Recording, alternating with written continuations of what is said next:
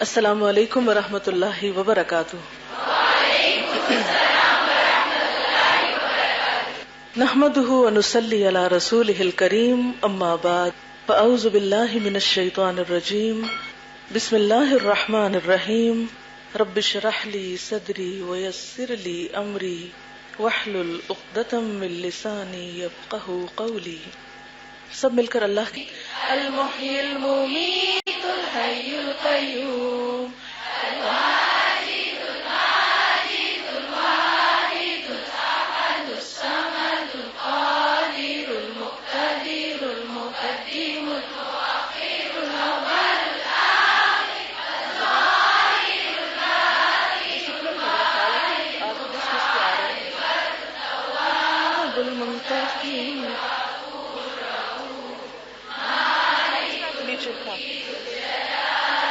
الإكرام المقسط الجامع الغني المغني الناهي النور الهادي البديع الباقي الوارث الرشيد الصبور الذي ليس كمثله شيء وهو السميع البصير۔ الحمد للہ حمدا کثیرا طیبا مبارکا فیہ، یا رب لک الحمد کما ینبغی لجلال وجہک وعظیم سلطانک۔ اللہ تعالیٰ کا لاکھ لاکھ شکر ہے، اسی کے لیے حمد و ثنا ہے، اسی کے لیے سب خوبی ہے، اسی کا کمال ہے، اور اسی کے لیے سب اچھے اچھے نام ہیں۔ اسی کی رحمت سے اللہ تعالیٰ نے آج ہمیں ایک بہت بڑی ذمہ داری سے عہدہ برآ ہونے کا موقع فراہم کیا۔ اس پر ہم سب اسی کے شکر گزار ہیں۔ میں اس موقع پر تمام شرکت کرنے والوں کو خوش آمدید کہتی ہوں اور اللہ تعالیٰ سے دعا گو ہوں کہ اللہ تعالیٰ ایسے مواقع سب کی زندگی میں لائے اور سب کو بہترین خوشیاں عطا فرمائے۔ اسلام میں خوشی کے موقع کے بھی آداب سکھائے گئے ہیں، اور ان آداب میں ایک ادب یہ ہے کہ انسان خوشی کے موقع پر حد سے نہ بڑھے، خوشی کے لمحات کو بھی اعتدال کے ساتھ گزارے، اور اس میں کوئی ایسی حرکت نہ کرے کہ جو خوشی دینے والے کو ناراض کرے۔ ہم سب کا اس پر ایمان ہے کہ ہمیں جو نعمت بھی نصیب ہوتی ہے وہ اللہ تعالیٰ کی رحمت اور اسی کی عنایت سے ہوتی ہے، کیونکہ اگر وہ نہ چاہے تو کوئی کام ہو نہیں سکتا، خواہ ہماری کوششیں کتنی بھی کیوں نہ ہوں۔ لیکن ایسے موقع پر اگر ایسا کام کیا جائے جس سے اس کی ناراضگی ہو تو پھر یہ خوشی کا حق ادا کرنا نہیں بلکہ ناشکرا پن ہے۔ اس لیے اس موقع پر ہماری پوری کوشش یہ ہے کہ نہ تو ہمارے فرائض میں سے کسی فرض میں کمی ہو، نہ ہی کوئی ایسی چیز ہو جس سے اللہ تعالیٰ ناراض ہو یا اس کے بندوں کو کوئی تکلیف پہنچے۔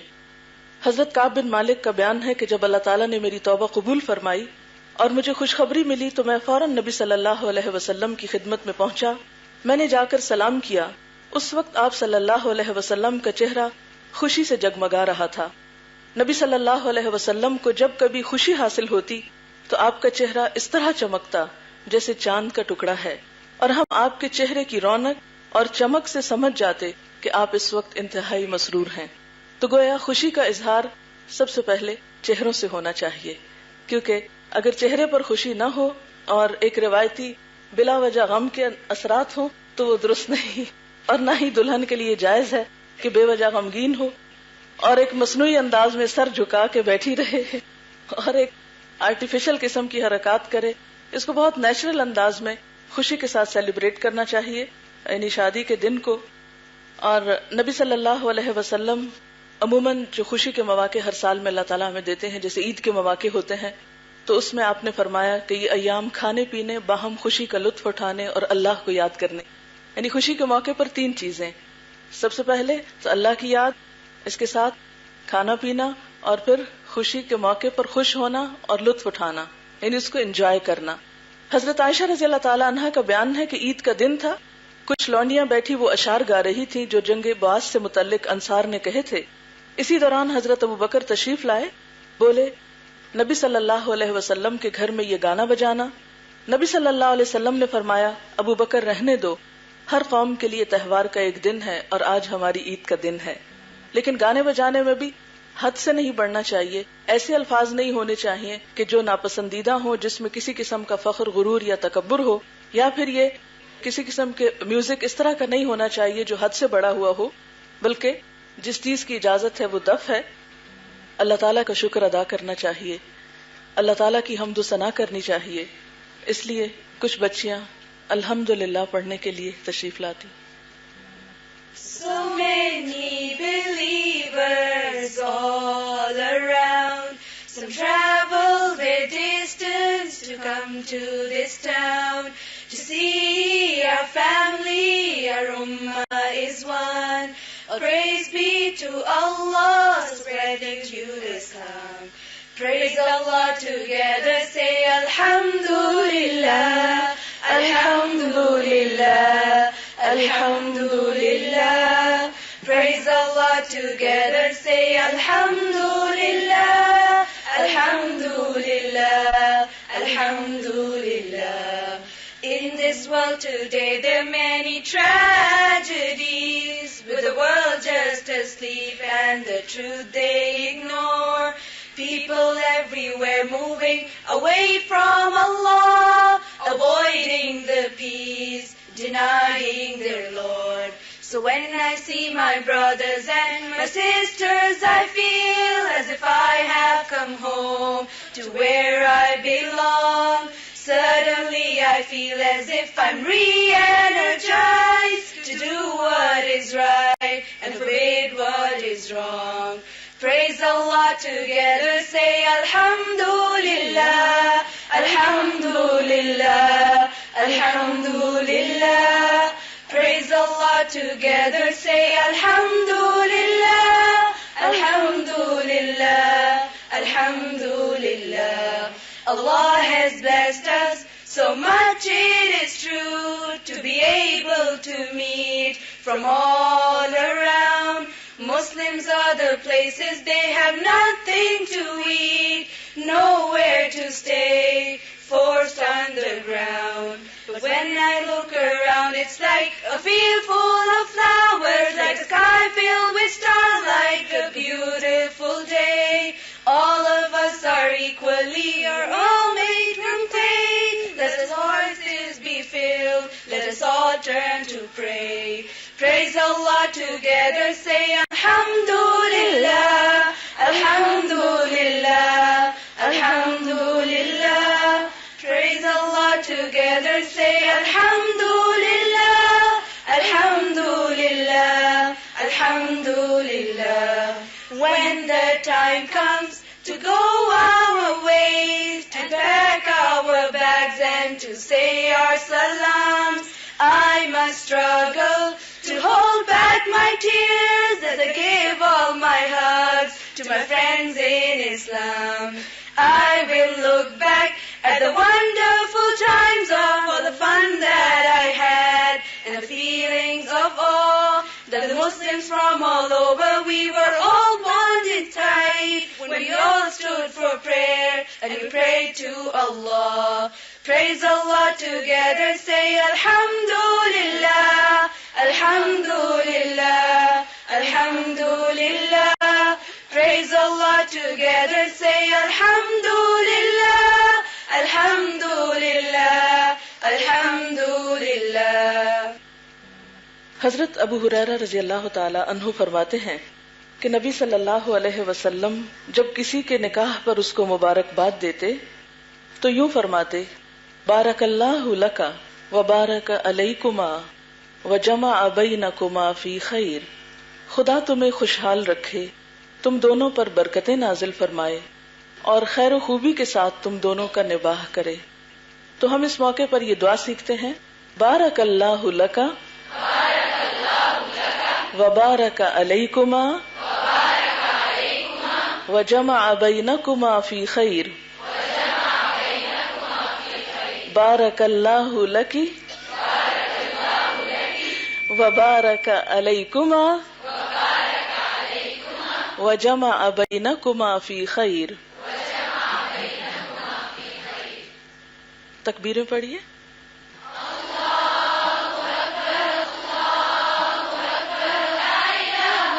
अल्लाहु अल्लाहु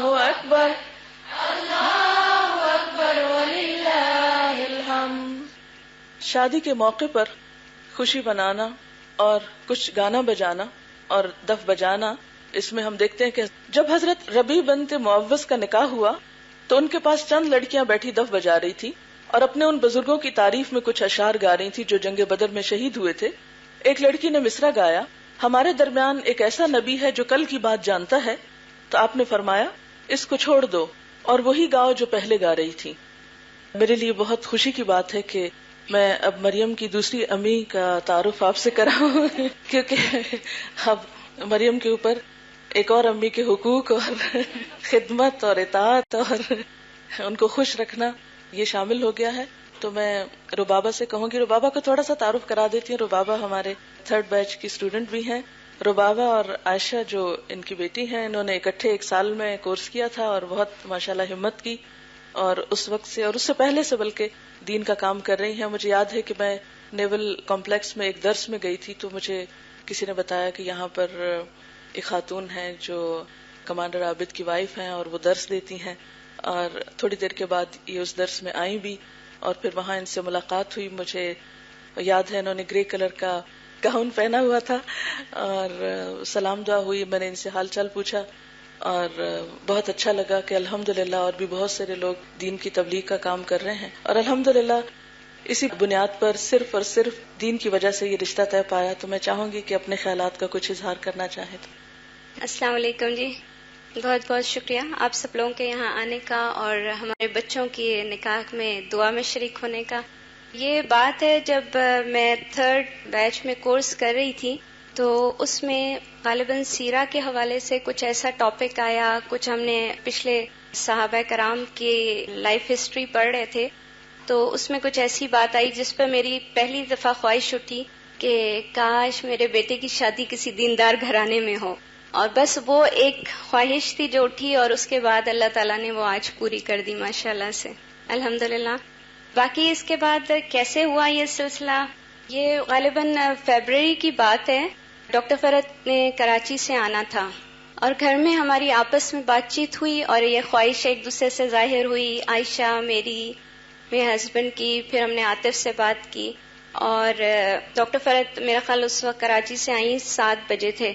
میں نے ان کو فون کیا اور میں نے کہا میں آپ سے ملنے کے لیے آنا چاہتی ہوں نا. تو انہوں نے ٹائم دیا کہ اچھا ٹھیک ہے آپ 9 بجے تک آ جائیں، میری کچھ میٹنگز ہیں بچیوں کے ساتھ، اس کے بعد ہم ملیں گے. تو ہم لوگ پہنچ گئے 9 بجے اور میں آئی، تھوڑی سی 5 منٹ ہماری ایک رسمی سی گفتگو ہوئی اور اس کے بعد میں نے ان کو پرپوزل دے دیا. میں نے کہا جی جیسے آپ عائشہ کو اپنی بیٹی سمجھتی ہیں ہم مریم کو سمجھتے ہیں اور ہم ایسے ایسے چاہتے ہیں کہ عاطف کے لیے. تھوڑی دیر کے لیے تو ڈاکٹر فرحت خوب بلش ہو گئی، ایک دم لال اور پھر اس کے بعد اور شرما رہی. ابھی حالانکہ میں تھی صرف وہاں پر لیکن بہت زیادہ. اس کے بعد میرا خیال 2-3 منٹ بھی نہیں لگے اور نے کہا ہاں ٹھیک ہے، بڑے آرام سے.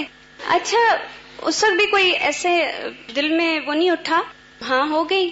اور تھوڑی سی کچھ ٹرالی لائی مریم، کچھ ہم نے تھوڑا سا کچھ کھایا میٹھا میٹھا اور اس کے بعد میں بس باہر نکل کر آ گئی. اور ڈاکٹر فرحت نے کہا اچھا ٹھیک ہے ادریس صاحب سے بھی عابد صاحب بات کر لیں. میں باہر آئی تو باہر ہسبینڈ تھے تو میں نے کہنے لگے کیا ہوا اتنی جلدی آ گئی؟ میں نے کہا ہاں بس ہو گئی، ہاں ہو گئی. تو اس وقت بھی ہم دونوں کے کوئی ایکسپریشنز ایسے نہیں تھے. اس کے بعد میں نے کہا آپ ملے ادریس صاحب سے؟ کہنے لگے نہیں میں تو نہیں ملا، میں صبح دیکھ لوں گا. خیر جناب ہم گاڑی میں بیٹھے اور واپس چل پڑے اور راستے میں ہم سوچ کچھ وہ نہیں نا کہ یقین ہی نہیں آ رہا کہ اتنی جلدی یہ سب کچھ ہو بھی گیا بات. اب جب بچوں نے فون کیا راستے میں تھے ہم لوگ تو ہم نے کہا ہاں ہو گیا. بچے کہتے اچھا مٹھائی تو لیتے آئے نا راستے سے. بس الحمدللہ یعنی اتنی سی چھوٹی سی دیر میں اللہ تعالیٰ نے جوڑا جوڑ دیا نا. اور پھر اس کے بعد ہی غالباً اگلے دن ہی آپ لوگ آئے تھے، اگلے دن ہی پھر ادریس صاحب اور ڈاکٹر فرحت آئے ہمارے گھر. تو یہ آ کے عام طور پہ ہمارے بیڈ روم میں بیڈ پہ لیٹ جاتی ہوتی تھی، ظاہرہ تھکی بھی ہوتی تھی تو لیٹی ہوئی تھی. تو میں نے کہا ڈاکٹر فرحت آپ نے عاطف کو دیکھا بھی ہے اور آپ نے ہاں بھی کہہ دی. تو کہنے لگی نہیں میں نے تو نہیں کبھی اس طرح غور سے دیکھا. تو میں نے کہا اچھا میں بلواتی ہوں نا آپ اسے دیکھیں. تو اس کے بعد بس میں نے عاطف کو بولا، میں نے کہا آؤ تم ذرا ملو. اب میں نے لا کے سامنے کرسی رکھی, میں نے وہاں بٹھایا. اب یہ اس سے زیادہ شرما رہی اور عاطف ان سے شرما رہا. میرا خیال 5 منٹ گزر گئے, دونوں نے آپس میں کوئی بات نہیں کی نا. تو پھر میں نے ہی شروع کیا, میں نے کہا آپ اس سے کچھ بات کریں, اس سے پوچھیں یونیورسٹی کا یا کوئی. تو بس اس طرح یہ الحمدللہ یہ جوڑے ہمارے, اور کوئی اللہ کا شکر ہے کوشش یہی تھی کہ جو کچھ ہو ہم دین کے مطابق کریں. کوئی منگنی کا ایسا خاص اناؤنسمنٹ نہیں ہوئی, کوئی انگوٹھی یا کوئی اور اس طرح کا کچھ نہیں ہوا, اور بس آج یہ الحمدللہ جو سنت طریقہ ہے نکاح ہو گیا ماشاءاللہ. اب دعا ہے اللہ تعالیٰ ان لوگوں کو خوش رکھے اور بہت سا ان لوگوں سے دین کا کام لے لیں آگے. جزاکم اللہ خیر. اس موقع پر کارڈ بھی نہیں چھپوایا گیا, بلکہ کوشش یہ کی گئی کہ کارڈ چونکہ چھپتے ہیں ضائع ہو جاتے ہیں, پیسے بھی ضائع ہو جاتے ہیں ساتھ ہی, تو کوشش یہ کی گئی کہ اس موقع پر کوئی ایسی چیز تیار کی جائے, اور بلکہ یہ عابد بھائی کا یہ آئیڈیا تھا بیسیکلی کہ ایک سی ڈی تیار کی جائے جس میں نکاح سے متعلق انفارمیشن ہو, تاکہ لوگ اس پہ انویٹیشن بھی ہو ولیمے کا اور اس کے ساتھ ساتھ تعلیم بھی ہو. تو چونکہ سب لوگوں تک تو وہ سی ڈی نہیں گئی, لیکن ہم نے سوچا تھا کیوں نہ آج حدیث کی چونکہ اس وقت ہماری کلاس ہوتی ہے تو ہم چند ایک چیزیں اس سی ڈی کی آپ کو دکھا دیتے ہیں, تاکہ اسلام میں جو نکاح کا تصور ہے یا اس میں جو کچھ بھی تعلیمات ہیں ان کا کچھ مختصر سا خلاصہ ہے. اس میں ہم شروع کرتے ہیں. الفاتحة, البقرة, آل عمران, النساء, المائدة, الأنعام, الأعراف, الأنفال, التوبة, يونس, هود, يوسف, الرعد, إبراهيم, الحجر, النحل, الإسراء, الكهف, مريم, طه, الأنبياء, الحج, المؤمنون, النور, الفرقان, الشعراء, النمل, القصص, العنكبوت, الروم, لقمان, السجدة, الأحزاب, سباء, فاطر, ياسين, الصافات, الصاد, الزمر, المؤمن, فصلت, الشورى, زخرف, الدخان, الجاثيات, الأحقاف, محمد, الفاتح, الحجرات, قاف, الذاريات, الطور, النجم والقمر, الرحمن, الواقع, الحديد, المجادلة, الحشر, الممتحنة, الصف, الجمعة, المنافقون, التغابن, الطلاق, التحريم, الملك, القلم, الحاقة, المعارج, نور, الجن, المزمل, المدثر, القيامة, الإنسان, المرسلات, النبأ, النازعات, عبس, التكوير, الانفطار, المطففين, الانشقاق, البروج, الطارق, الأعلى, الغاشية,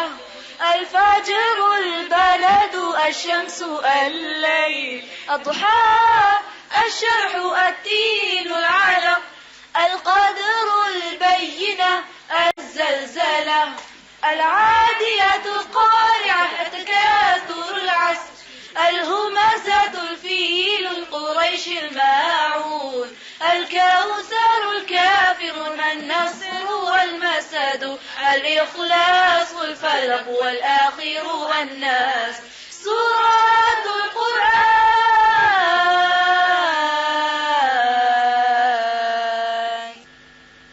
یہ پریزنٹیشن جو تیار کی گئی ہے شادی مبارک کے بارے میں, اس کے 3 حصے کیے گئے ہیں. ایک تو ہے شادی سے پہلے, یعنی ہمارا دین ہمیں کیا بتاتا ہے, اور شادی کے موقع پر, اور پھر شادی کے بعد. اس کے علاوہ اس میں آڈیو لیکچرز بھی ہیں. ہم ان کو تو اس وقت آپ کو نہیں سنائیں گے, جس میں خطبہ نکاح کی تفسیر ہے اور شوہر اور بیوی کے کچھ حقوق و فرائض ہیں.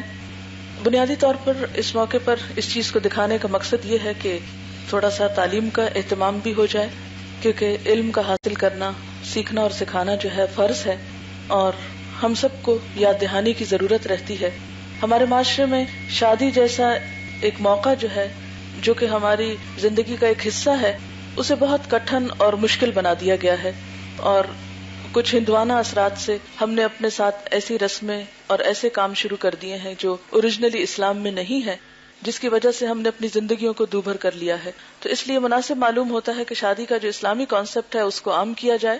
یہ سی ڈی انشاءاللہ تعالی بعد میں بھی اویلیبل ہوگی، اگر کبھی کسی اور موقع پر کوئی اور شخص اس سے فائدہ اٹھانا چاہے یا کارڈ کے طور پر اس کو استعمال کرنا چاہے اپنے نام کو پرنٹ کروا کر، تو وہ بھی انشاءاللہ الہدا سے اویلیبل ہوگی. رسول اللہ صلی اللہ علیہ وسلم نے فرمایا، النکاح سنتی، نکاح میری سنت میں سے ہے، یعنی نکاح کرنا نبی صلی اللہ علیہ وسلم کے طریقے کو فالو کرنا ہے. نکاح کرنے کے مقاصد کیا ہیں؟ نکاح سے دین مکمل ہوتا ہے، نکاح باعث راحت و سکون ہے، نکاح انسان کو بدکاری سے بچاتا ہے، یعنی حرام میں پڑنے سے محفوظ رکھتا ہے، اور خاص طور پر جس شخص کو یہ ڈر ہو کہ وہ حرام کا ارتکاب کرے گا، اس کے لیے نکاح کرنا فرض کے درجے میں شامل ہو جاتا ہے. نکاح سے دین مکمل ہوتا ہے. رسول اللہ صلی اللہ علیہ وسلم نے فرمایا، جب کوئی شخص نکاح کر لیتا ہے تو اپنا آدھا دین مکمل کر لیتا ہے، لہٰذا اسے چاہیے کہ باقی آدھے دین کے معاملے میں اللہ سے ڈرتا رہے، یعنی باقی نصف جو ہے اس کی بنیاد تقویٰ ہے. نکاح اللہ تعالیٰ کی نشانیوں میں سے ہے. وَمِنْ آيَاتِهِ أَنْ خَلَقَ لَكُم مِّنْ أَنفُسِكُمْ أَزْوَاجًا لِتَسْكُنُوا إِلَيْهَا وَجَعَلَ بَيْنَكُم مَّوَدَّةً وَرَحْمَةً إِنَّ فِي ذَلِكَ لَآيَاتٍ لِقَوْمٍ يَتَفَكَّرُونَ. اور اس کی نشانیوں میں سے یہ ہے کہ اس نے تمہارے لیے تمہاری ہی جنس سے بیویاں بنائیں تاکہ تم ان کے پاس سکون حاصل کرو، اور تمہارے درمیان محبت اور رحمت پیدا کر دی. یقیناً اس میں بہت سی نشانیاں ہیں ان لوگوں کے لیے جو غور و فکر کرتے ہیں. رسول اللہ صلی اللہ علیہ وسلم نے فرمایا، ہم نے دو محبت کرنے والوں کے لیے نکاح سے زیادہ کوئی چیز مؤثر نہیں دیکھی. نکاح انسان کو بدکاری سے بچاتا ہے. آپ صلی اللہ علیہ وسلم نے فرمایا، اے جوانوں کی جماعت، تم میں سے جو استطاعت رکھے وہ نکاح کر لے، اس لیے کہ نکاح آنکھوں کو نیچا کرتا ہے، شرمگاہ کو محفوظ رکھتا ہے. اور جو شخص خرچ کی طاقت نہ رکھے وہ روزہ رکھے، کیونکہ روزہ اس کی خواہش نفس کو ختم کر دے گا. حضرت ابو ہریرہ رضی اللہ تعالی عنہ سے روایت ہے، رسول اللہ صلی اللہ علیہ وسلم نے فرمایا، 3 آدمیوں کی مدد کرنا اللہ کے ذمہ ہے. نمبر 1 وہ غلام جس نے اپنے مالک سے آزادی کے لیے معاہدہ کیا اور وہ ادائیگی کی نیت رکھتا ہے. نمبر 2 برائی سے بچنے کی نیت سے نکاح کرنے والا. نمبر 3 اللہ کی راہ میں جہاد کرنے والا. اسلام میں شادی کا تصور کیا ہے؟ ان 3 مواقع پر ہم سب کو اپنا اپنا جائزہ لینا چاہیے کہ ہمارا طرز عمل کیا ہے. شادی سے پہلے کا وقت ہم کن کاموں میں گزارتے ہیں؟ رشتے کی تلاش کے لیے عموماً کیا ہوتا ہے؟ اس موقع پر ہماری سوچ کیا ہوتی ہے اور ہم کیا تلاش کر رہے ہوتے ہیں؟ کیونکہ عام طور پر رشتے کی تلاش میں جو چیز دیکھی جاتی ہے وہ مال و دولت یا حسن ہے. حضرت سعد بن ابی وقاص کہتے ہیں کہ رسول اللہ صلی اللہ علیہ وسلم نے فرمایا، 4 چیزیں خوش بختی کی علامت ہیں: نیک بیوی، کھلا گھر، نیک ہمسایہ اور اچھی سواری. اور 4 چیزیں بدبختی کی علامت ہیں: بری بیوی، برا ہمسایہ، بری سواری اور تنگ گھر. حضرت ابو ہریرہ رضی اللہ تعالی عنہ سے روایت ہے کہ نبی اکرم صلی اللہ علیہ وسلم نے فرمایا، عورت سے 4 چیزوں کے پیش نظر نکاح کیا جاتا ہے: اس کے مال و دولت کی وجہ سے، یا اس کے حسب نسب کی وجہ سے، یا اس کی خوبصورتی کی وجہ سے، یا پھر اس کی دینداری کی وجہ سے. اے انسان، تیرے ہاتھ خاک آلود ہوں، دیندار عورت سے نکاح کرنے میں کامیابی حاصل کرو. سوال یہ پیدا ہوتا ہے کہ آخر رسول اللہ صلی اللہ علیہ وسلم نے ایسا کیوں فرمایا؟ عام طور پر رشتے کی تلاش میں جس چیز کو بہت اہمیت دی جاتی ہے وہ مال و دولت ہے. یاد رکھیے، آپ صلی اللہ علیہ وسلم نے فرمایا، مسلمانوں میں غریب لوگ مالداروں سے 500 سال پہلے جنت میں جائیں گے. ایک اور جگہ پر فرمایا، ہر امت کے لیے ایک فتنہ ہے اور میری امت کا فتنہ مال ہے. سہل بن سعد سے روایت ہے، ایک مالدار شخص آپ صلی اللہ علیہ وسلم کے سامنے سے گزرا. آپ نے حاضرین سے پوچھا، یہ کیسا شخص ہے؟ انہوں نے کہا، ایسا شخص ہے کہ اگر کہیں پیغام بھیجے تو لوگ قبول کر لیں، کسی کی سفارش کرے تو لوگ مان لیں، اگر کوئی بات کرے تو لوگ متوجہ ہو کر سنیں. سہل کہتے ہیں، یہ پوچھ کر رسول اللہ صلی اللہ علیہ وسلم خاموش ہو گئے. اس کے بعد ایک اور شخص گزرا جو مسلمانوں میں ایک محتاج اور غریب آدمی تھا. آپ نے پوچھا، یہ کیسا شخص ہے؟ انہوں نے کہا، یہ تو ایسا شخص ہے کہ اگر کہیں پیغام بھیجے تو کوئی قبول نہ کرے، کسی سے سفارش کرے تو کوئی نہ مانے، کوئی بات کرے تو کوئی دل لگا کے نہ سنے. رسول اللہ صلی اللہ علیہ وسلم نے فرمایا یہ شخص اکیلا پہلے شخص کی طرح دنیا بھر سے بہتر ہے. یعنی پہلا شخص جس کے پاس بہت کچھ ہے لیکن اگر ایمان نہیں، دین نہیں، تقوی نہیں، اخلاق نہیں، تو اس کے مقابلے میں یہ غریب شخص جس کی طرف کوئی متوجہ نہیں ہوتا وہ کہیں زیادہ بہتر ہے. عموماً شادی بیاہ کے موقع پر برادری اور خاندان کو بہت اہمیت دی جاتی ہے. بہت سی بچیوں کے رشتے صرف اس وجہ سے نہیں ہو پاتے کہ رشتہ برادری میں نہیں ہے، حالانکہ برادری اور خاندان تو محض پہچان کے لیے ہیں. اللہ سبحانہ وتعالیٰ فرماتے ہیں یا ایھا الناس انا خلقناکم من ذکر وانثی وجعلناکم شعوبا وقبائل لتعارفوا. اے لوگو، ہم نے تم سب کو ایک ہی مرد اور عورت سے پیدا کیا ہے، تمہارے کنبے اور قبیلے اس لیے بنا دیے تاکہ تم ایک دوسرے کو پہچانو. نبی صلی اللہ علیہ وسلم نے فرمایا کلکم من آدم وآدم من تراب. تم سب حضرت آدم سے ہو اور آدم مٹی سے بنائے گئے تھے، یعنی سب انسانوں کی اصل ایک ہے. اس لیے خاندان اور برادری کی وجہ سے اونچ نیچ کا تصور یہ اسلامی تصور نہیں ہے. پھر اسی طرح حسن و جمال کو بہت اہمیت دی جاتی ہے، حالانکہ ہم سب کو یہ یاد رکھنا چاہیے کہ کسی بھی شخص کے پاس جو کچھ بھی شکل و صورت میں سے ہے وہ اللہ سبحانہ وتعالیٰ کا بنایا ہوا ہے.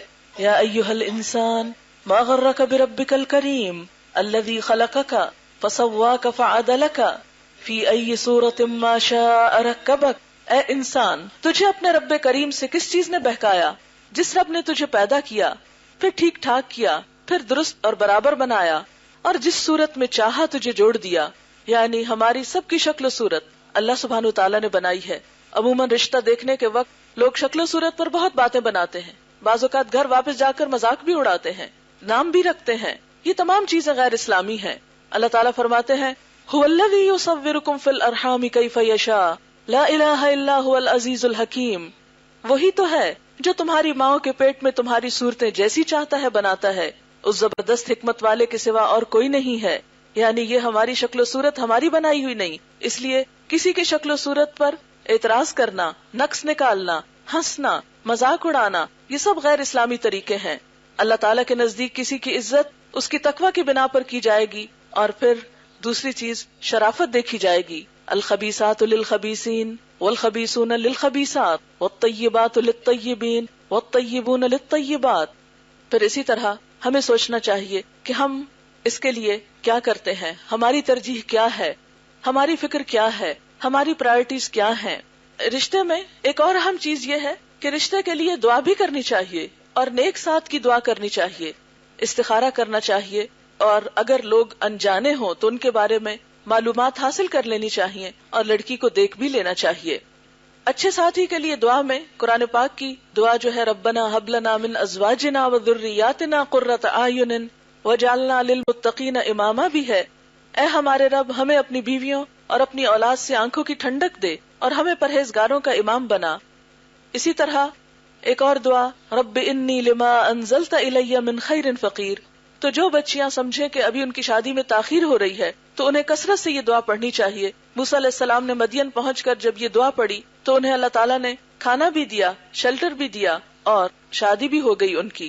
اسی طرح یہ ہے کہ استخارہ کرنا چاہیے. استخارے کا مطلب یہ ہے کہ اللہ تعالیٰ سے خیر کی دعا. اگر موقع ہو تو نوافل پڑھ کر دعا مانگنی چاہیے، اور اگر موقع نہ ہو تو اس موقع پر انسان کو ویسے بھی دعا پڑھ لینی چاہیے. اور استخارے میں عام طور پر ہمارے ہاں یہ تصور کیا جاتا ہے کہ شاید اس سے کوئی غیب کی خبر پتہ چلتی ہے یا فیوچر معلوم ہوتا ہے. یہ سب من گھڑت باتیں ہیں. استخارہ محض خیر کی دعا ہے کہ اللہ تعالیٰ یہ چیز اگر ہمارے حق میں بہتر ہے تو ہو جائے، اگر نہیں تو نہ ہو. حضرت زینب رضی اللہ تعالیٰ عنہا کے استخارہ کرنے کے بارے میں ایک حدیث آتی ہے کہ جب ان کی عدت پوری ہوئی اور رسول اللہ صلی اللہ علیہ وسلم نے حضرت زید سے کہا کہ جا کر زینب کے پاس میرا ذکر کرو. حضرت زید فرماتے ہیں میں نے جا کر کہا اے زینب خوشی کرو، مجھے رسول اللہ صلی اللہ علیہ وسلم نے تیرے پاس بھیجا ہے، آپ تیرا ذکر کر رہے ہیں، یعنی نکاح کے لیے. تو زینب بولی میں ابھی کچھ نہ کروں گی یہاں تک کہ میں اپنے رب کا حکم لے لوں. یہ کہہ کر وہ اپنی نماز میں کھڑی ہو گئی. قرآن اترا، پھر رسول اللہ صلی اللہ علیہ وسلم بغیر اجازت طلب کیے چلے آئے، کیونکہ حضرت زینب کا نکاح اللہ تعالیٰ نے آسمان پر کیا تھا. استخارہ کا جو طریقہ ہے، حضرت جابر فرماتے ہیں کہ رسول اللہ صلی اللہ علیہ وسلم ہم کو ہر کام کے لیے استخارہ سکھاتے، اس طرح جیسے قرآن کی کوئی سورت سکھاتے تھے. اور یوں فرماتے کہ جب کسی کو کوئی کام آ پڑے تو 2 رکعت نفل پڑھے اور پھر یہ دعا کرے. اور پھر یہ کہ اہم چیزوں میں استخارہ کرنا چاہیے، اور خصوصاً ان چیزوں میں جہاں انسان کو فیصلہ کرنے میں دقت ہو رہی ہو اور بات سمجھ میں نہ آ رہی ہو اور اس کی کوئی خیر و بھلائی واضح طور پہ معلوم نہ ہو رہی ہو، اور اگر مثلا نماز کا موقع نہیں ہے، مثلا وقت نہیں ہے، یا یہ کہ نماز پڑھ نہیں سکتے آپ، تو صرف دعا جو ہے وہ بھی پڑھ سکتے ہیں. زبانی یاد ہو تو بہت اچھا، کیونکہ صحابہ کرام سورت کی طرح اس کو یاد کر لیتے تھے، اور اگر زبانی یاد نہ ہو تو دیکھ کر بھی پڑھی جا سکتی ہے. دعا کا ترجمہ جو ہے وہ یوں ہے: اے اللہ، میں آپ سے آپ کے علم کی بدولت بھلائی چاہتا ہوں، اور آپ کی قدرت کی برکت سے طاقت مانگتا ہوں، اور آپ سے بڑا فضل چاہتا ہوں، کیونکہ آپ طاقت رکھتے ہیں اور میں کمزور ہوں. آپ جانتے ہیں کہ میں نادان ہوں، آپ چھپی ہوئی چیزیں بھی جانتے ہیں. الہی، اگر آپ کے علم میں میرا یہ کام بہتر ہے میرے لیے دین اور دنیا اور انجام کار میں، تو مقدر کر اس کو اور آسان کر اس کو میرے لیے، اور پھر میرے لیے اس میں برکت پیدا کر دے. اور اگر آپ کے علم میں یہ کام برا ہے میرے لیے دین اور دنیا اور انجام کار میں، تو دور کر دیجئے اس کو مجھ سے، اور دور کر دے مجھے اس سے، اور مقدر کر میرے لیے خیر جہاں کہیں ہو، پھر مجھے اس پر راضی کر دے. استخارہ میں بہت سے لوگ بہت کنفیوژن کا شکار ہوتے ہیں، کبھی خود کرتے ہیں، کبھی کسی سے کرواتے ہیں، کبھی کہتے ہیں کہ فلاں نے نکال کے استخارہ بتایا رشتہ بہت اچھا ہے، کبھی کہتے ہیں فلاں کہتا ہے رشتہ اچھا نہیں ہے. اور اس طرح اس الجھن اور کنفیوژن کا شکار ہو کر بعض اوقات اچھے رشتوں کو، جن میں بظاہر دین اخلاق کے اعتبار سے کوئی عیب نظر نہیں بھی آتا، اس کا انکار کر دیتے ہیں. اور بعض اوقات ویسے ہی خواب آنا ہوتا ہے، اور اتفاق یہ ہوتا ہے بائی چانس کہ وہ استخارہ جس دن کیا ہوتا ہے اس دن وہ خواب آ جاتا ہے، تو اس کو اس بنا پر وہ رشتہ ریجیکٹ کر دیا جاتا ہے.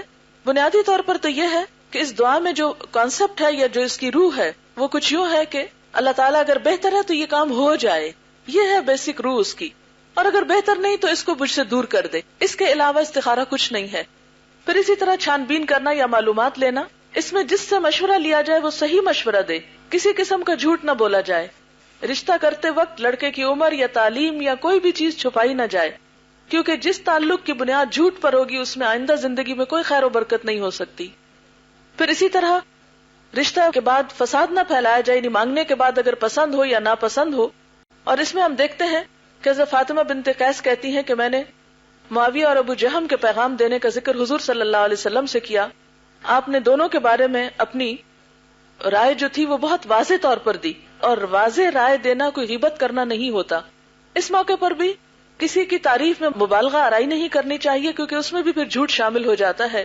اور جھوٹ کے بارے میں نبی صلی اللہ علیہ وسلم نے فرمایا، بے شک جھوٹ بدی ہے، اور بدی دوزخ یا آگ کی طرف لے جاتی ہے.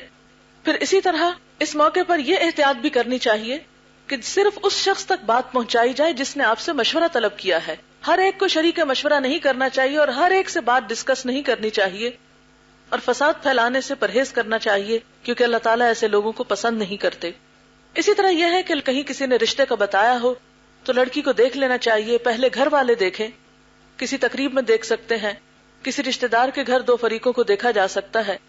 اور ایسے موقع پر اگر لڑکی کو نہ بتایا جائے کہ اسے دیکھنے کے لیے کوئی آ رہے ہیں یا دیکھنے کے لیے سب کچھ ہو رہا ہے تو زیادہ بہتر ہے، تاکہ انکار ہونے پر لڑکی کے اندر کوئی احساس کمتری نہ ہو. پھر اسی طرح یہ ہے کہ لڑکا جو ہے جب سب باتیں طے ہو جائیں تو لڑکا لڑکی کو دیکھ بھی سکتا ہے. آپ صلی اللہ علیہ وسلم نے فرمایا، جب تم میں سے کوئی شخص عورت سے نکاح کا ارادہ کرے تو اسے چاہیے کہ اگر ممکن ہو تو عورت کو ایک نظر دیکھ لے. ایک دوسری حدیث میں آتا ہے کہ ایک شخص نے ایک عورت سے نکاح کرنا چاہا تو آپ نے فرمایا اس کو دیکھ لو، اس لیے کہ انصار کی آنکھوں میں کچھ نقص ہوتا ہے. حضرت مغیرہ بن شعبہ کہتے ہیں کہ رسول اللہ صلی اللہ علیہ وسلم کے زمانے میں نے ایک عورت کو نکاح کا پیغام بھیجا. آپ نے فرمایا تو نے دیکھ بھی لیا ہے اس کو؟ میں نے کہا کہ نہیں. آپ نے فرمایا اس کو دیکھ لو کہ اس سے تم دونوں میں الفت زیادہ ہوگی. لیکن اس کا یہ مطلب نہیں کہ لڑکا جو ہے وہ کبھی ایک لڑکی کو دیکھے، کبھی دوسری کو دیکھے، کبھی تیسری کو دیکھے، اور ایک لڑکیوں کا یعنی ایک مذاق بنا لیا جائے. اس وقت لڑکی کو دکھانا چاہیے جب باقی تمام چیزوں پر اتفاق ہو چکا ہو اور پوری طرح نیت ہو نکاح کرنے کی. کہاں تک دیکھا جا سکتا ہے؟ اگر لڑکی لڑکے کے نکاح پر پکا ارادہ ہو تو چہرے اور ہاتھوں کو دیکھا جا سکتا ہے. یعنی گھر کی روزمرہ زندگی میں جو اعضاء عام طور پر کھلے ہوتے ہیں، ایک نارمل اور نیچرل انداز، اس میں لڑکی کو دیکھا جا سکتا ہے. عام طور پر شادی کے موقع پر نکاح ہونے سے پہلے، منگنی کے بعد یا بات پکی ہونے کے بعد ہمارے معاشرے میں یہ رجحان بہت بڑھتا جا رہا ہے کہ لڑکا لڑکی دیر تک گھنٹوں بعض اوقات ٹیلی فون پہ باتیں کرتے رہتے ہیں. اس سے پرہیز کرنا چاہیے. اور اس بارے میں بھی مریم کو بہت سے لوگوں نے بہت حیرت کا اظہار کیا کہ تم نے ابھی تک فون پہ بات نہیں کی، اور تم بات کیوں نہیں کر رہے، اور کیا وجہ ہے. اور بہت زیادہ اس معاملے میں بعض اوقات اپسٹ بھی ہو جاتی تھی کہ سب لوگ مجھے اب نارمل سمجھتے ہیں کہ میں بات نہیں کر رہی. حالانکہ نکاح جب تک ہو نہیں جاتا اس موقع پر ضرورتاً تو پہچان کے لیے جیسے دیکھا جا سکتا ہے, ضرورتاً تھوڑی بہت بات بھی کی جا سکتی ہے, لیکن تنہائی میں باتیں کرنا اور اکیلے کہیں نکل جانا لڑکی لڑکے کا نکاح سے پہلے جائز نہیں ہے. آپ صلی اللہ علیہ وسلم نے فرمایا کوئی مرد کسی عورت کے ساتھ جمع نہیں ہوتا یعنی تنہائی میں مگر ان کے ساتھ تیسرا شیطان ہوتا ہے. آپ صلی اللہ علیہ وسلم نے فرمایا عورتوں سے تنہائی میں ملاقات کرنے سے باز رہو. اسی طرح ہاتھ ملانا یہ بھی درست نہیں ہے کیونکہ شادی سے پہلے وہ دونوں ایک دوسرے کے لیے ابھی نامحرم ہیں. حضرت عائشہ کہتی ہیں کہ رسول اللہ صلی اللہ علیہ وسلم کا ہاتھ مبارک کبھی کسی عورت سے نہیں لگا, البتہ آپ زبان سے عورتوں سے بات کرتے, جب عورتیں زبان سے قول و قرار کر لیتی تو آپ فرماتے جاؤ میں نے تم سب سے بیعت لے لی ہے. پھر اسی طرح بعض اوقات لڑکی کو بہت سجا بنا کر لڑکے کے سامنے اور پورے سسرال کے سامنے پیش کیا جاتا ہے. آپ صلی اللہ علیہ وسلم نے فرمایا عورت ستر ہے, جب وہ نکلتی ہے تو شیطان اسے اچھا کر کے دکھاتا ہے, یعنی بناؤ سنگھار اس طرح کر کے نامحرم لوگوں کے پاس آنا اس کا جواز نہیں ہے. رشتہ دیکھنے کے بعد جو باتیں بنائی جاتی ہیں فریقین ایک دوسرے کے بارے میں, اگر رشتہ خاص طور پر ریجیکٹ کرنا ہو, الزام تراشی کی جاتی ہے, یہ بھی حرام کاموں میں سے ہے. قرآن پاک میں اللہ تعالیٰ فرماتے ہیں آپس میں ایک دوسرے پر تان نہ کرو, نہ ایک دوسرے کو برے القاب سے یاد کرو. ایمان لانے کے بعد فسق میں نام پیدا کرنا بہت بری بات ہے. جو لوگ اس روش سے باز نہ آئیں وہ ظالم ہیں. پھر اسی طرح یہ ہے کہ عموماً ہمارے ہاں رواج ہے کہ لڑکے والے ہی لڑکی کو پروپوز کریں, لیکن اگر لڑکی والے لڑکے کو پروپوز کر لیتے ہیں تو یہ بھی کوئی غیر اسلامی بات نہیں. مثلاً اگر کہیں اچھا شریف لڑکا نظر آتا ہے اور لڑکی والے خود اظہار کر دیتے ہیں اپنی خواہش کا تو اس میں کوئی برائی نہیں ہے. حضرت ام المومنین حضرت حفصہ جب بیوہ ہو گئی تو حضرت عمر کہتے ہیں کہ میں حضرت عثمان بن عفان کے پاس گیا, یعنی باپ ہیں ان کے, اور خود حضرت عثمان کے پاس اپنے دوست کے پاس جاتے ہیں اور کہتے ہیں کہ تم حفصہ سے نکاح کر لو. انہوں نے کہا میں سوچ کر کہوں گا, یعنی سوچ کے بتاؤں گا. کئی راتوں تک میں ٹھہرا رہا, پھر جو عثمان مجھے ملے تو کہنے لگے میری رائے یہ ٹھہری ہے کہ میں ابھی نکاح نہ کروں. آخر میں ابو بکر کے پاس گیا, یعنی حضرت عمر کہاں گئے, حضرت ابو بکر کے پاس. ان سے کہا منظور کرو تو میں حفصہ سے تمہارا نکاح کر دیتا ہوں. یہ سن کر حضرت ابو بکر خاموش ہو گئے, انہوں نے کچھ جواب ہی نہ دیا, اور مجھ کو عثمان سے بھی زیادہ ان پہ غصہ آیا, یعنی حضرت عمر ذرا غصے والے تھے نا. خیر میں چند راتیں اور ٹھہرے رہا. اس کے بعد رسول اللہ صلی اللہ علیہ وسلم نے حضرت حفصہ کو پیغام بھیجا, میں نے حفصہ کا نکاح آپ سے کر دیا. پھر جو ابو بکر مجھ سے ملے تو کہنے لگے میں سمجھتا ہوں جب تم نے مجھے حفصہ سے نکاح کرنے کے لیے کہا تھا تو میں نے جواب نہ دیا تھا اور تم کو ناگوار گزرا ہوگا. میں نے کہا بے شک مجھے ناگوار تو گزرا تھا. ابو بکر نے کہا دیکھو میں نے تم کو اس وجہ سے جواب نہیں دیا تھا کہ مجھ کو معلوم ہو گیا تھا کہ حضور صلی اللہ علیہ وسلم نے حضرت حفصہ کا ذکر کیا تھا, اور مجھ سے یہ بھی نہیں ہو سکتا تھا کہ میں آپ کا راز فاش کر دیتا. البتہ اگر آپ حفصہ سے نکاح کرنے کا ارادہ چھوڑ دیتے تو بے شک میں حفصہ کو اپنے نکاح میں لے آتا. یہ ہے اتنا فرینک اور اتنا ایک نارمل سا انداز جس میں یہ سب کچھ ہو رہا ہے. جب رشتہ طے ہو جاتا ہے تو عموماً منگنی کی جاتی ہے. منگنی کا مقصد کیا ہے؟ دراصل حدیث میں آتا ہے کوئی مسلمان کسی دوسرے مسلمان بھائی کے پیغام پر پیغام نہ بھیجے. بات اس لیے پکی کی جاتی ہے تاکہ دوسرے لوگوں کو پتا چل جائے کہ اب اس لڑکی کے لیے پیغام نہیں بھیجا جا سکتا. فرمایا جب تک کہ اس کا فیصلہ نہ ہو جائے کہ یا تو نکاح کر لے یا پھر پیغام توڑ دے. پھر اسی طرح آپ صلی اللہ علیہ وسلم نے یہ بھی فرمایا کوئی شخص اپنے بھائی کی فروخت شدہ چیز پر اپنی چیز نہ بیچے, اور کوئی شخص ایسی عورت کو نکاح کا پیغام نہ بھیجے جسے کسی دوسرے شخص نے نکاح کا پیغام بھیجا ہو, کیونکہ اس سے بھی زمین میں فساد ہوتا ہے. لیکن کب یہ پیغام دیا جا سکتا ہے؟ آپ صلی اللہ علیہ وسلم نے اس سے منع فرمایا کہ کوئی آدمی اپنے بھائی کے مول تول پر مول تول کرے, یعنی بھاؤ تاؤ نہیں کرے. یعنی ایک شخص کوئی چیز خرید رہا ہے تو اوپر سے آ کے کہ یہ کتنے کی میں خریدنا چاہتا ہوں اور زیادہ پیسے دے کے خریدنا چاہے, یا اپنے مسلمان بھائی کے پیغام پر پیغام بھیجے. البتہ اگر وہ اس پیغام کو چھوڑ دے یا دوسرے پیغام دینے والے کو اجازت دے تو پھر جائز ہے. اس سے پتہ چلتا ہے کہ ہمارا دین ہم سب کے احساسات اور جذبات کا کس قدر خیال رکھتا ہے. رسول اللہ صلی اللہ علیہ وسلم کی بیٹی کی منگنی کیسے ہوئی تھی؟ حضرت فاطمہ کی منگنی. اور اس موقع پر ہم سب کو بھی سوچنا چاہیے کہ ہم منگنیوں پر کیا کچھ کرتے ہیں. حضرت علی رضی اللہ تعالیٰ عنہ نے حضرت فاطمہ کے لیے شادی کا پیغام بھجوایا, آپ نے اسے قبول فرما لیا. یہی منگنی تھی آپ کی. That's it. کیونکہ زبان کی بات سب سے پکی بات ہے, عہد سے پھرنا منافق کی علامت ہوتی ہے. لیکن اس موقع پر کسی خاص قسم کے چیز کا پہنانا جو ہے وہ کوئی سنت سے ثابت نہیں. ہاں اگر کوئی شخص اس موقع پہ تھوڑا بہت تحفے کا تبادلہ کر لیتا ہے ایک خوشی کے موقع کی مناسبت سے یا محبت بڑھانے کے لیے تو اس میں حرج نہیں، لیکن تحفہ ایسا نہیں ہونا چاہیے جو دونوں پر بوجھ ہو جائے یا یہ کہ اس میں اسراف ہو. لیکن ایک چیز یاد رکھی جائے کہ مردوں کے لیے سونا پہننا حرام ہے. ہمارے معاشرے میں بعض اوقات لڑکی کو جب انگوٹھی پہنائی جاتی ہے تو جواباً پھر لڑکے کو پہنائی جاتی ہے، جو کہ جائز نہیں. آپ صلی اللہ علیہ وسلم نے ایک مرد کے ہاتھ میں سونے کی انگوٹھی دیکھی. آپ نے اس کے ہاتھ سے وہ انگوٹھی اتار دی اور دور پھینک دی. پھر فرمایا تم میں سے کوئی شخص آگ کے انگارے ہاتھ میں پہننا چاہتا ہے تو وہ سونے کی انگوٹھی پہن لیتا ہے. یعنی اتنا سخت گناہ ہے. آپ صلی اللہ علیہ وسلم نے یہ بھی فرمایا سونا اور ریشم میری امت کی عورتوں کے لیے جائز کیا گیا ہے جبکہ مردوں کے لیے حرام ٹھہرایا گیا ہے. منگنی ہو جاتی ہے، بات پکی ہو جاتی تو پھر نکاح کی تیاریاں ہوتی ہیں اور پھر جہیز تیار کیا جاتا ہے. جہیز وہ سامان ہے جو دلہن کو نیا گھر بسانے کے لیے یا نئے گھر کو بنانے کے لیے والدین کی طرف سے دیا جاتا ہے. اس میں بعض اوقات بہت مفسدات بھی ہو جاتے ہیں.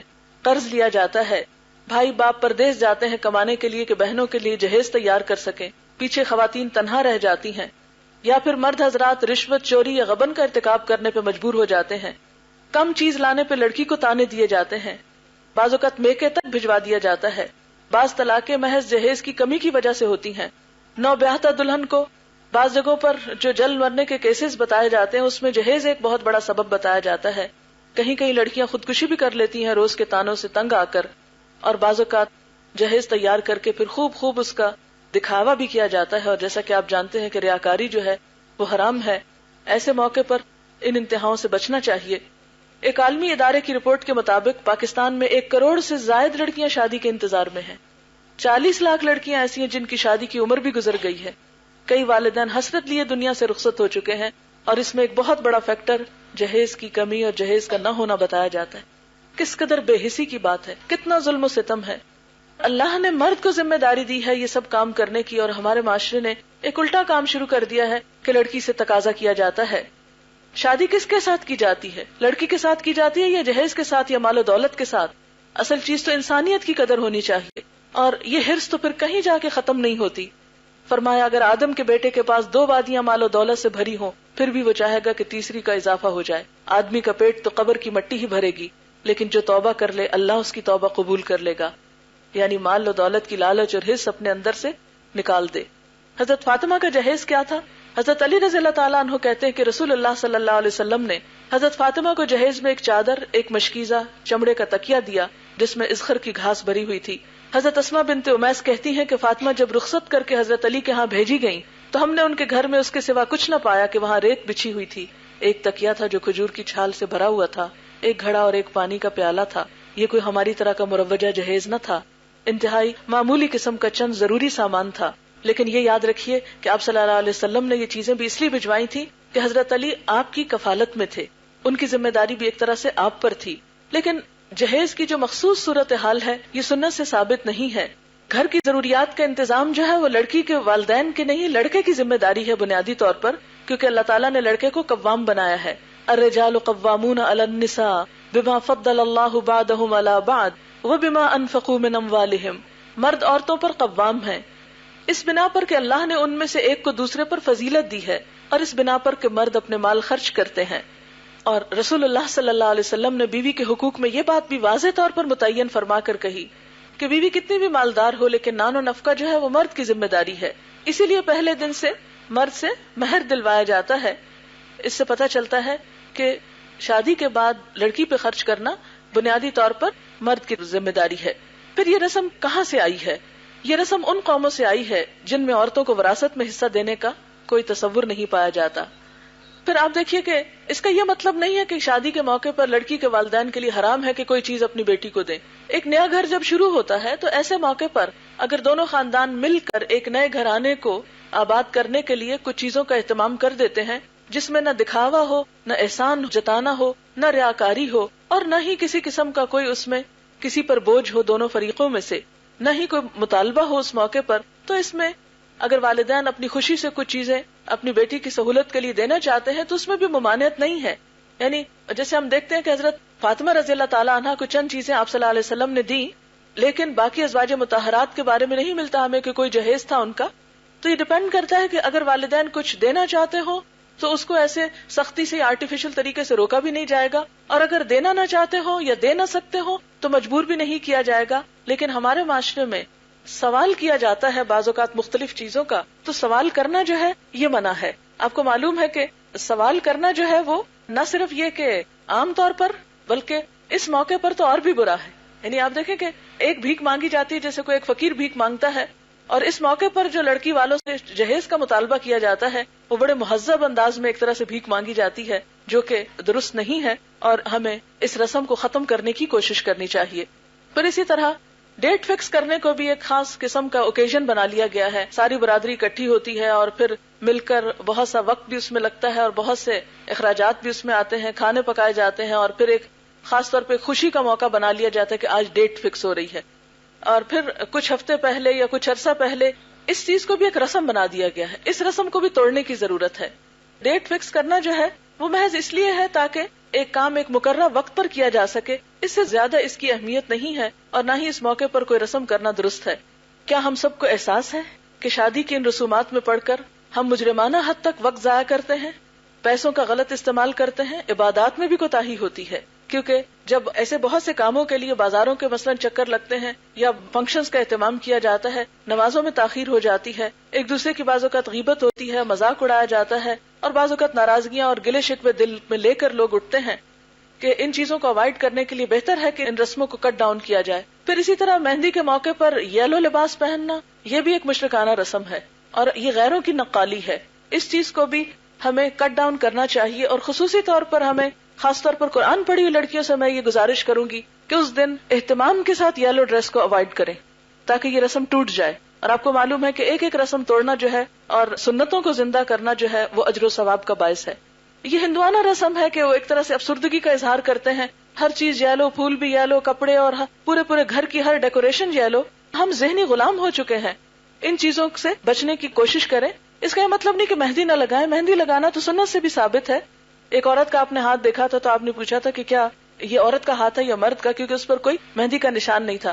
مہندی لگانا اور چیز ہے، لیکن مہندی کی خاص رسمیں کرنا اور منانا جو ہے اور اس میں اسراف اور دکھاوا اور بڑی بڑی دعوتیں کرنا جو ہے وہ غیر ضروری ہے. پھر اسی طرح خصوصی طور پر اس وقت ناچ گانا کرنا، لڑکوں اور لڑکیوں کا اکٹھا ہو کر ڈانس کرنا، یہ سب اللہ کی نافرمانی کے کام ہیں.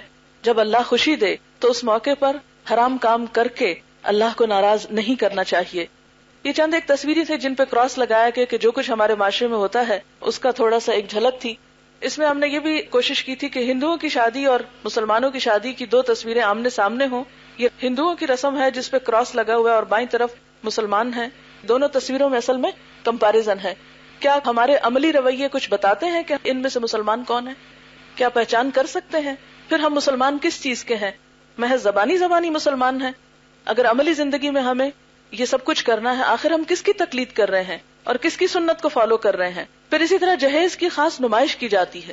اس موقع پر نمائش کرنا جو ہے وہ بھی ناپسندیدہ ہے، اور اس میں خصوصی طور پر پھر اس کا اظہار کیا جاتا ہے، لکھ کر چیزیں لی دی جاتی ہیں. پھر اسی طرح شادی کے موقع پر خصوصاً گھنگرو باندھ کر ڈانس کرنا جو ہے یہ بھی حرام کاموں میں سے ہے. بخاری کی حدیث ہے، جس گھر میں گھنگرو اور گھنٹے ہوں اس میں رحمت کے فرشتے داخل نہیں ہوتے، نہ ہی فرشتے ان لوگوں کے ساتھ رہتے ہیں جو گھنٹے استعمال کرتے ہیں.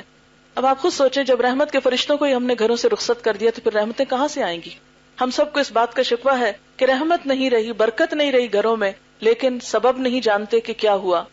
قرآن پاک میں اللہ تعالیٰ فرماتے ہیں وَلَا تُلْقُوا بِأَيْدِيكُمْ إِلَى التَّهْلُكَةِ، اپنے ہاتھوں سے اپنے آپ کو ہلاکت میں مت ڈالو، یعنی خود کو ہلاکت میں مت ڈالو.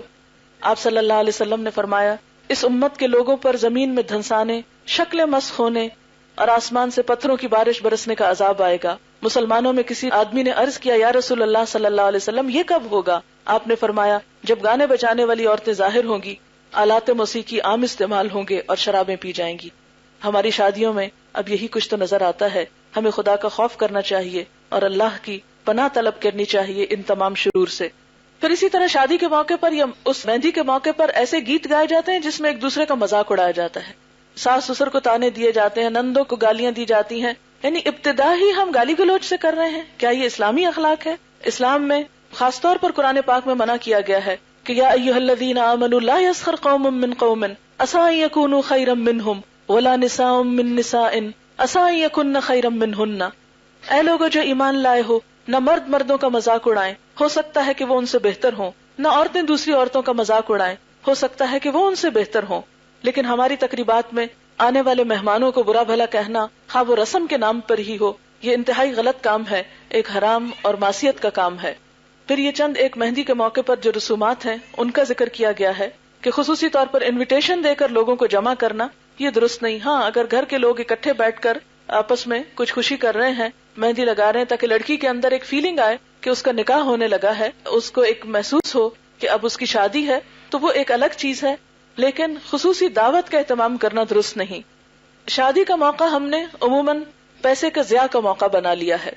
قرآن پاک میں اللہ تعالیٰ فرماتے ہیں وَلَا تُبَذِّرْ تَبْذِيرًا إِنَّ الْمُبَذِّرِينَ كَانُوا إِخْوَانَ الشَّيَاطِينَ وَكَانَ الشَّيْطَانُ لِرَبِّهِ كَفُورًا۔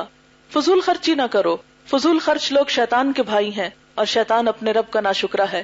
آج ہمارے ملک میں بچوں کے لیے تعلیم نہیں، بہت سے لوگوں کے پاس گھر نہیں، اسکول نہیں، ہماری سڑکیں ٹوٹی ہوئی ہیں، ہمارے ملک میں ایک افراتفری کا عالم ہے، اور دوسری طرف ہماری ایک ایک شادی پر لاکھوں کا لباس پہنا جاتا ہے، اور بے تحاشا اسراف کھانے کے موقع پر بھی ہوتا ہے۔ تو ان تمام چیزوں سے جب تک بچیں گے نہیں، اس وقت تک ہم کوئی تعمیری کام نہیں کر سکیں گے۔ ترقی یافتہ قوموں میں ہم ایسی کوئی چیز نہیں دیکھتے کہ ان کے ہاں شادی کے موقع پر اس قدر اسراف اور اس قدر وقت اور پیسے کا ضیاع ہو جو ہم غریب ممالک کر رہے ہیں۔ پھر اسی طرح دوسرا موقع جو ہے، شادی کے موقع پر عام طور پہ سمجھا جاتا ہے کہ کالا رنگ نہیں پہنا، میں تو سوچی تھی کالا جوڑا پہنا ہوں، لیکن پھر میں نے کہا کہ یہ بھی کہیں رسم نہ پڑ جائے، اس لیے بہتر ہے کہ کیونکہ ہمارے ہاں رنگوں کو بھی منحوس سمجھا جاتا ہے، یہ خوش قسمتی کی علامت، حالانکہ اس میں کوئی حقیقت نہیں۔ چند ایک باتیں میں زبانی کرتی ہوں آپ سے، باقی فیملی ممبرز متاثر ہوتے ہوں ان سے باہم مشورہ کر کے فیصلہ کرنا چاہیے۔ تو آپ نے ادریس صاحب سے مشورہ کیے بغیر اور مریم سے مشورہ کیے بغیر ہاں کیسے کر لی؟ اچھا کیا آپ نے کہ غلط فہمی یہاں دور کر دی جائے۔ بات یہ تھی کہ اس سے کچھ عرصہ پہلے ربابہ نے ایک دفعہ ہلکے پھلکے انداز میں اشارتاً بات کی تھی کہ ہماری بہت خواہش ہے، جیسے کہ قرآن پاک میں آتا ہے نا کہ ولا جناح علیکم فیما ارستم بہ من خطبۃ النساء، کہ اس معاملے میں تم پر کوئی گناہ نہیں کہ تم عورتوں کی منگنی کے بارے میں یعنی رشتہ مانگنے کے بارے میں بات کرو، یا یہ کہ اشارتاً کوئی بات کرو۔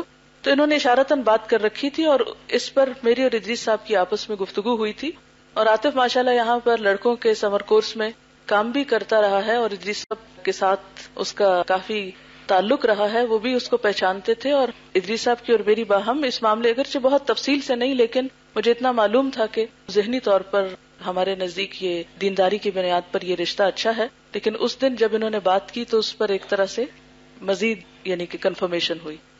اچھا جناب، شادی کے موقع پر عموماً کیا ہوتا ہے، بارات ہوتی ہے اور سہرے پہنائے جاتے ہیں، اور سہرا بھی یہ ہماری ایک اسٹوڈنٹ ہیں، ان کے شادی کی تصویر تھی، لیکن ماشاءاللہ دونوں ہی دین کی طرف خوب آ چکے ہیں، اور انہوں نے ہی اس سی ڈی کی تیاری میں بہت سارا کام کیا ہے، تو انہوں نے سیکریفائس کی اپنی تصویریں پچھلی لا کر، تو تھوڑا سا اس چیز کو دکھانے میں کہ عموماً سہرے پہنائے جاتے ہیں، لیکن ہم سب جانتے ہیں کہ سہرا پہنانا جو ہے وہ ایک ہندوانہ رسم ہے، یہ بھی تقلید جو ہے وہ دوسروں کی ہے۔ پھر اس کے بعد یہ کہ بے تحاشا پھول گاڑیوں پر لگائے جاتے ہیں اور پیسے کا ضیاع کیا جاتا ہے۔ پھر مسحریوں کی تیاری میں بہت سارا سرمایہ ضائع کیا جاتا ہے۔ پھر اسی طرح ان چیزوں پر اترایا جاتا ہے کہ ہم نے اس موقع پر اتنا اور اتنا کیا، جبکہ قرآن پاک میں اللہ تعالیٰ فرماتے ہیں کہ اللہ تعالیٰ کسی اترانے والے اور فخر کرنے والے آدمی کو پسند نہیں کرتا۔ کرنے کے کام جو ہیں وہ کچھ یوں ہیں کہ نکاح ہے، اور نکاح کے جو بنیادی ارکان ہے وہ ہے ولی کی موجودگی، گواہوں کا موجود ہونا، مہر کا دیا جانا، خطبہ نکاح، ایجاب و قبول اور اعلان نکاح۔ پھر اسی طرح یہ ہے کہ ولی کے بارے میں یہ ہے کہ قرآن پاک میں آتا ہے اور تم مشرکوں کے نکاح میں اپنی عورتوں کو نہ دو جب تک کہ وہ ایمان نہ لائیں۔ تو اس سے پتہ چلتا ہے کہ ولی کی ذمہ داری ہے کہ وہ اپنی مثلا باپ ہے تو وہ اپنی بیٹی کا نکاح کسی سے کرے، لڑکی اپنی مرضی سے خود نہیں کر سکتی۔ ولایت میں باپ، بھائی، دادا، تایا، چچا، نانا، ماموں وغیرہ شامل ہیں۔ اگر ان میں سے کوئی نہ ہو تو گاؤں یا شہر کا حاکم ولی بن کر عورت کا نکاح کر سکتا ہے۔ رسول اللہ صلی اللہ علیہ وسلم نے فرمایا جس کا کوئی ولی نہیں اس کا میں ولی ہوں، اور بادشاہ اس کا ولی ہے جس کا کوئی ولی نہیں۔ اگر ایسی بے سہارا لڑکی ہے کہ جس کا کفالت کرنے والا کوئی نہیں تو حکومت وقت ولایت کا کام کرے گی۔ لیکن اس کا یہ مطلب نہیں کہ ولی جو ہے وہ لڑکی پر زبردستی کرے اور لڑکی سے پوچھے بغیر اس کا نکاح کرے یا جبر کرے۔ رسول اللہ صلی اللہ علیہ وسلم نے فرمایا کنواری عورت اپنے نکاح کے لیے پوچھی جائے گی، اگر خاموش رہے تو یہی اس کی اجازت ہے، اگر انکار کر دے تو اس پر زبردستی نہ کی جائے۔ آپ صلی اللہ علیہ وسلم نے فرمایا، بیوہ جوان عورت اپنی ذات کے بارے میں اپنے ولی سے زیادہ حق رکھتی ہے، اور کنواری سے اس کی اجازت لینی چاہیے، اور اس کا اذن، اس کا خاموش رہنا ہے، یعنی اجازت کے لیے ضروری نہیں کہ لڑکی بول کر کہے، بلکہ خاموش اجازت بھی کافی ہے۔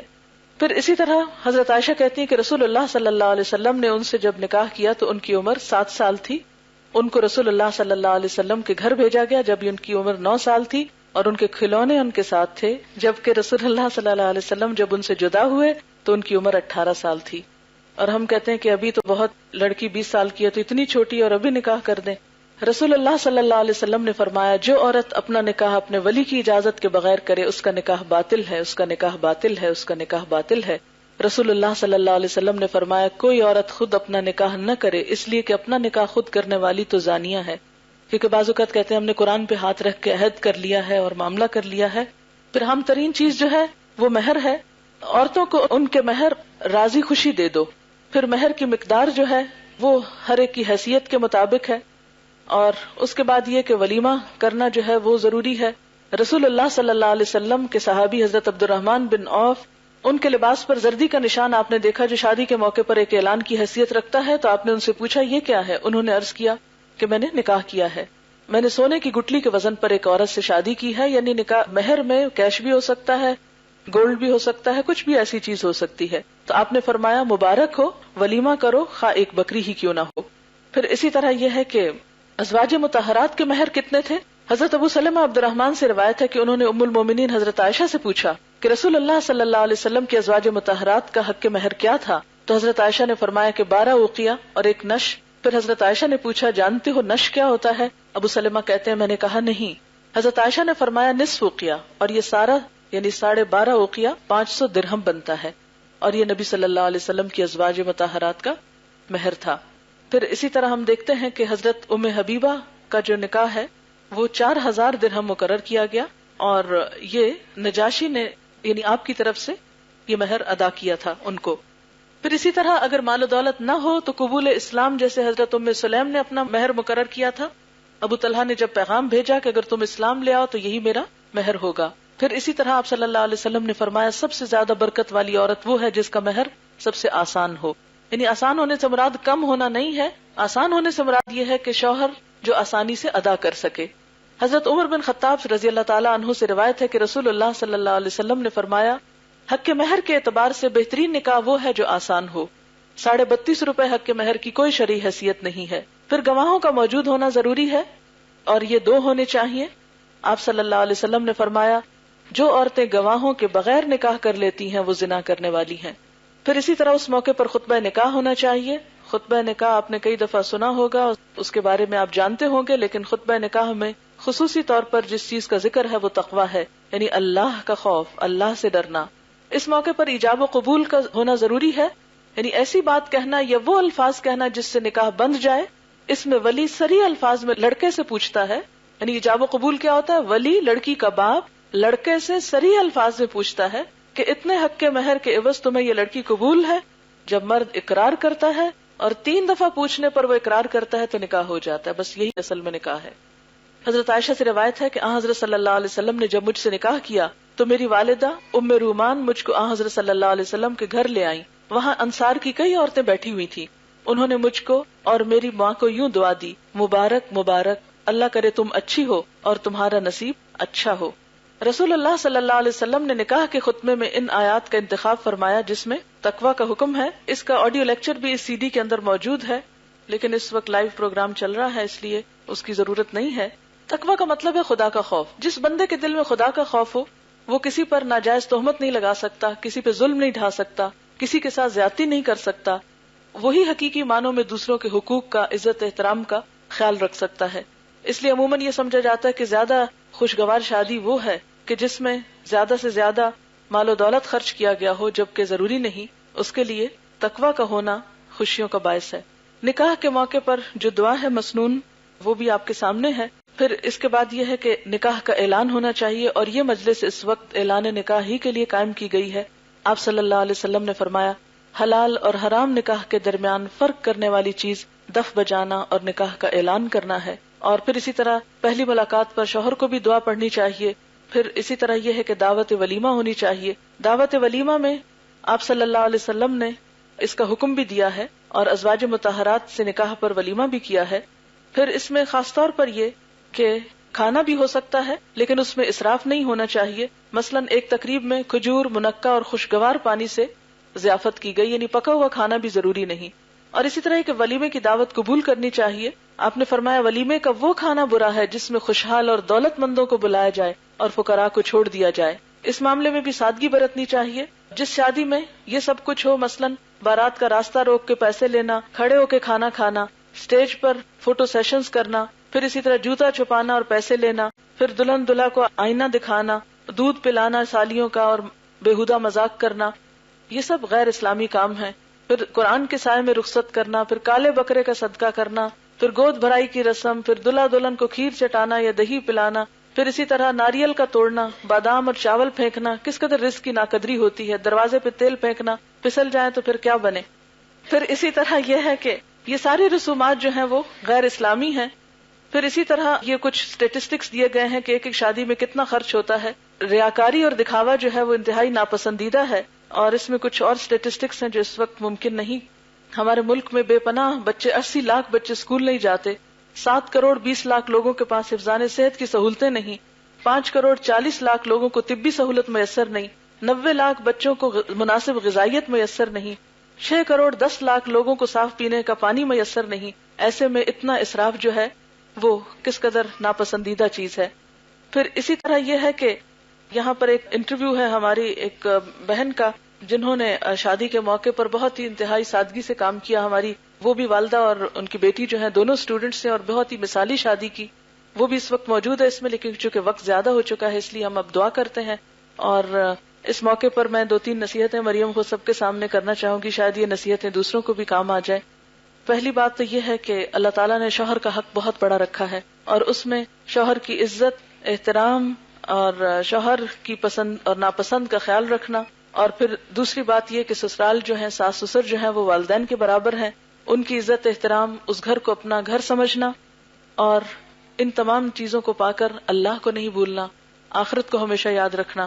اور دنیا میں گھر اور ٹھکانہ اور شوہر کے ملنے پر شکرانے کی صورت یہی ہے کہ آخرت کے گھر کو نہ بھولا جائے اور دونوں مل کر پورے خاندان کے ساتھ اور امت مسلمہ کے ساتھ آخرت کے گھر کی تیاری کریں اور وہ کام کریں جس سے اللہ تعالیٰ راضی ہو اور ان تمام کاموں سے بچیں جس سے اللہ کی ناراضگی ہو. اور یہی تقویٰ کا سبق ہے. چونکہ وقت ختم ہو چکا ہے اس لیے اب ہم دعا کرتے ہیں. سبحان اللہ والحمد للہ ولا الہ الا اللہ واللہ اکبر ولا حول ولا قوة الا باللہ العلی العظیم. اللہم صل وسلم علی نبینا محمد، اللہم صل وسلم علی نبینا محمد، اللہم صل وسلم علی نبینا محمد. یا حی یا قیوم برحمتک نستغیث، یا حی یا قیوم برحمتک نستغیث. یا رب العالمین تو ہم سب پر اپنی رحمت نازل فرما. یا اللہ اگر اس موقع پر کوئی ایسی بات، کوئی ایسی کام، کوئی ایسی چیز ہوئی ہو جو آپ کو پسند نہ آئی ہو تو ہم سب سے درگزر فرما اور ہم سب کو معاف فرما دے. یا اللہ تو ہماری کوتاہیوں سے درگزر فرما اور ہمیں وہ کام کرنے کی توفیق دے جس سے تو راضی ہو جائے. یا اللہ ان بچوں کو خوشیاں عطا فرمانا، باہم بہترین موافقت پیدا فرما دینا، ایک دوسرے کی عزت احترام کی توفیق دینا، ایک دوسرے سے محبت کرنے والا بنانا، دونوں خاندانوں کے والدین کی آنکھوں کی ٹھنڈک بنانا، امت مسلمہ کی سرفرازی کا باعث بنانا، ان کو نیک صالح اولاد عطا فرمانا. یا رب العالمین تو ہم سب کو اپنی رحمتوں سے ڈھانپ لے. یا اللہ میری دوسری وہ ساری روحانی بچیاں جو یہاں موجود ہیں اور یہاں نہیں ہیں، یا اللہ ان سب کو نیک شوہر عطا کر، یا اللہ انہیں بہترین رشتے عطا کر، یا اللہ ان سب کو بھی آنکھوں کی ٹھنڈک عطا کر، یا اللہ ان سب کو بھی ہر طرح کے دکھ اور پریشانیوں سے محفوظ رکھ. یا رب العالمین جو مائیں اپنے بچوں کے رشتوں کے لیے پریشان ہیں، یا اللہ ان سب کی پریشانیاں دور فرما. یا اللہ سب کے گھروں میں خیر اور سکون اور بھلائی اور رحمت نازل فرما. یا اللہ ہم سب تجھ سے رحمت کے امیدوار ہیں. یا اللہ تو ہمارے گناہوں کو معاف کر دینا اور ہم سے راضی ہو جانا. اور اس موقع پر کوئی بھی جو کمی کوتاہی دانستہ یا نادانستہ ہوئی ہو، یا اللہ تو ہم سب سے درگزر کرنا. ربنا تقبل منا انك انت السميع العليم وتب علينا انك انت التواب الرحيم وصلى الله تعالى على خير خلقه محمد وعلى آله واصحابه واهل بيته اجمعين برحمتك يا ارحم الراحمين الہی آمین. سبحانك اللهم وبحمدك نشهد ان لا اله الا انت نستغفرك ونتوب اليك. السلام علیکم ورحمۃ اللہ وبرکاتہ.